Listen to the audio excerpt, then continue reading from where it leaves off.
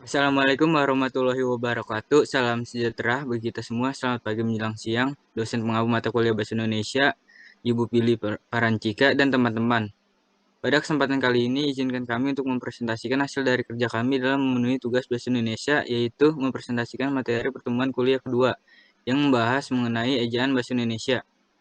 Baik sebelum masuk ke pembahasan materi, izinkan saya memperkenalkan anggota kelompok saya terlebih dahulu.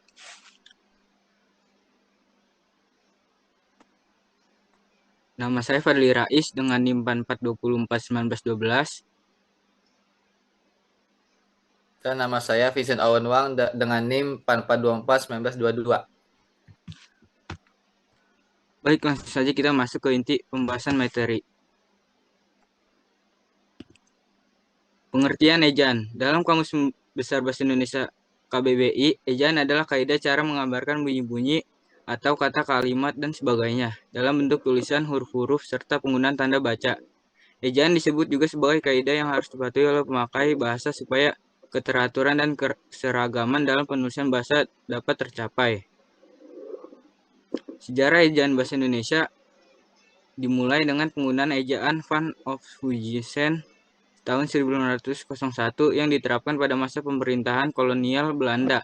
Ejaan ini bertujuan untuk menyederhanakan penulisan bahasa Melayu yang digunakan Indonesia pada 1947. Indonesia mengadopsi ejaan Sewandi yang memperbaiki beberapa ketidakkonsistenan dan dari ejaan sebelumnya, lalu ejaan bahasanya yang disempurnakan EYD tahun 1972 yang mengatur penggunaan huruf, tanda baca, dan penulisan kata dalam bahasa Indonesia. Kemudian perubahan PUBI Pedoman Umum Ejaan Bahasa Indonesia 2015 adalah penyempurnaan dari EYD. Fungsi ejaan sebagai pembakuan dalam membuat tata bahasa agar semakin baku, membuat pemilihan kosakata dan istilah menjadi lebih baku, sebagai penyaring unsur bahasa asing ke bahasa Indonesia sehingga dalam penulisan tidak menghilangkan makna aslinya. Penggunaan ejaan dapat membantu mencerna informasi dengan lebih cepat dan mudah karena penulisan bahasa yang lebih teratur. Ciri-ciri ejaan: 1. Penggunaan huruf kapital digunakan pada awal kalimat, nama diri, nama tempat, dan lain-lain. 2. Penulisan kata dasar dan kata berimbuhan. Kata dasar ditulis sesuai kamus, sedangkan kata berimbuhan digabung tanpa spasi, misalnya belajar, memakan. 3. Penulisan kata ulang ditulis dengan tanda hubung untuk bentuk ulang sempurna, misalnya anak-anak. 4. Penggunaan tanda baca. Aturan penempatan tanda baca seperti titik, koma, tanda tanya, tanda seru, dan lainnya.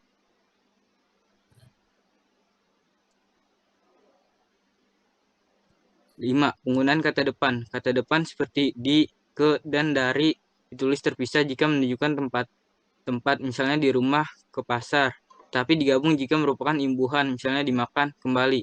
6. Pemenggalan kata. Pemenggalan kata diakhiri baris mengikuti suku kata, misalnya pemahaman, keluarga.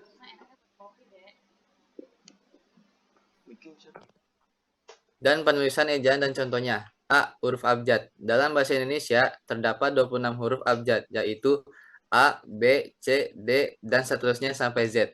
B. Huruf vokal. Dalam bahasa Indonesia terdapat 5 huruf vokal yang diantaranya adalah A, I, U, E, O. C. Huruf konsonan. Dalam bahasa Indonesia terdapat 21 huruf konsonan, diantaranya adalah B, C, D, F, G, H, J, K, L, M, N, P, Q, R, S, T, V, W, X, Y, Z.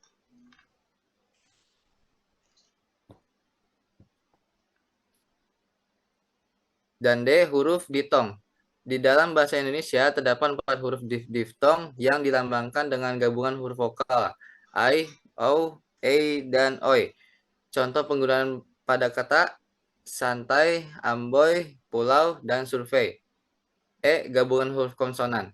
Gabungan huruf konsonan KH, eng, NY, dan SY masing-masing melambangkan satu bunyi konsonan.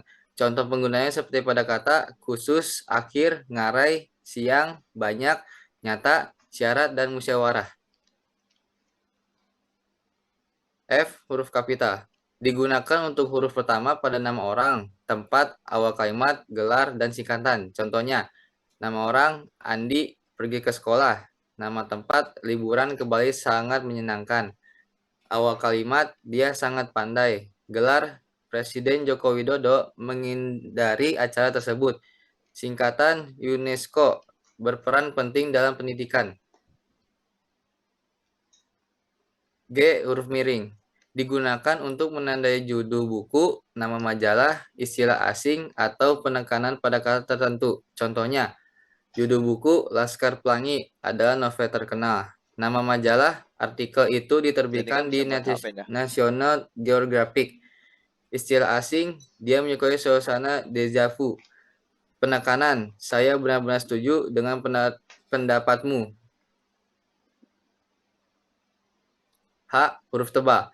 Huruf tebal digunakan untuk menekankan kata, frasa, atau bagian penting dalam teks. Biasanya digunakan dalam judul, subjudul, atau penekanan tertentu dalam dokumen, artikel, maupun laporan. Contohnya, judul buku, laporan penelitian ini merujuk pada ekonomi global sebagai sumber utama. Subjudul, bab 1, pendahuluan.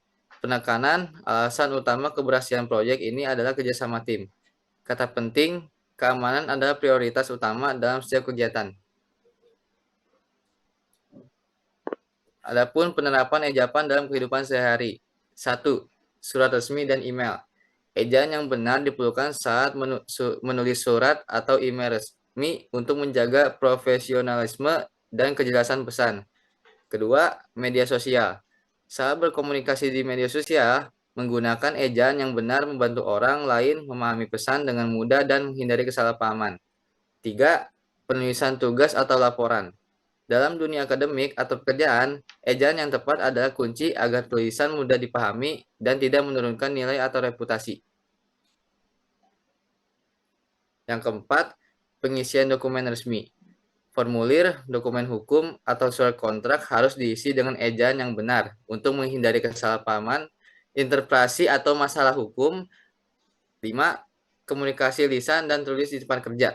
Dalam presentasi rapat atau laporan tertulis di tempat kerja, penggunaan ejaan yang benar mencerminkan profesionalisme dan kompetensi.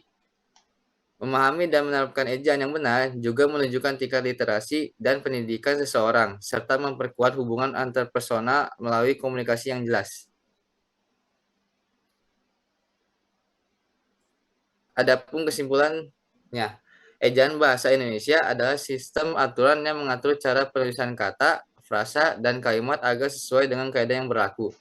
Ejaan ini mencakup penggunaan huruf kapital, penulisan kata depan, imbuhan, kata ulang, serta aturan pemakai tanda baca yang tepat.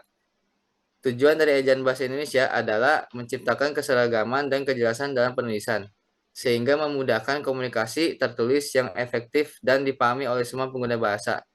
Aturan ini diatur dalam Pedoman Umum Ejaan Bahasa Indonesia (PUEBI) yang menjadi standar resmi dalam bahasa tertulis di Indonesia. Sekian presentasi dari kami, kurang lebihnya mohon maaf. Terima kasih. Wassalamualaikum warahmatullahi wabarakatuh.